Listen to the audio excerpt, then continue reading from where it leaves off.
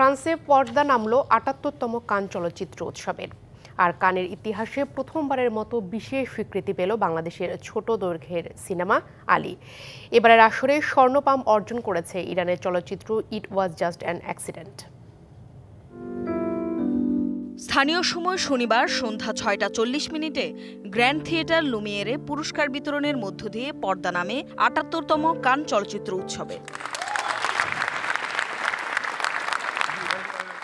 বাংলাদেশের জন্য এবারের কান উৎসব ছিল এক ঐতিহাসিক অর্জনের অধ্যায়। তরুণ নির্মাতা আদনান আল রাজীবের স্বল্প দৈর্ঘ্যের সিনেমা আলী পেয়েছে এই অনন্য সম্মান। যুদ্ধ পরবর্তী বাংলাদেশে একজন পথশিশুর জীবনের জটিলতা এবং স্বপ্নের চিত্র তুলে ধরেই নির্মাণ হয়েছিল এই সিনেমা।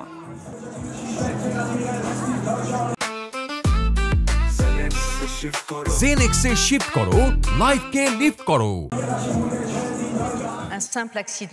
মূল প্রতিযোগিতা ও স্বল্পদৈর্ঘ্য চলচ্চিত্র বিভাগে এবারও মূল আকর্ষণ ছিল স্বর্ণপাম।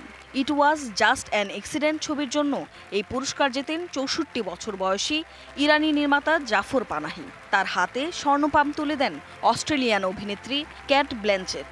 এ সময় মঞ্চে উপস্থিত ছিলেন মূল প্রতিযোগিতা বিভাগের প্রধান বিচারক ফরাসি অভিনেত্রী জুলিয়েট বিনোশো। টানা ২২ বছর পর কানে সশরীরে অংশ নেন জাফর পানাহি। চলচ্চিত্র নির্মাণের কারণে বেশ কয়েকবার গ্রেফতার হওয়া এই নির্মাতা সর্বশেষ ২০০৩ সালে উপস্থিত হয়েছিলেন এই উৎসবে।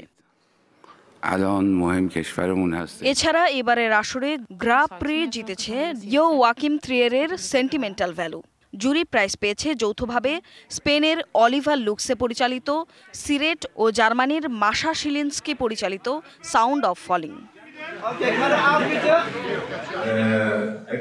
ব্রাজিলের সিনেমা দ্য সিক্রেট এজেন্টের জন্য ওয়াগনার মোরা সেরা অভিনেতা ও ক্লেবার মেন্দোস্কা ফিলো সেরা পরিচালক হয়েছেন। দ্য লিটল সিস্টার ছবির জন্য সেরা অভিনেত্রী হয়েছেন ফরাসি তরুণী নাদিয়া মেলিতি।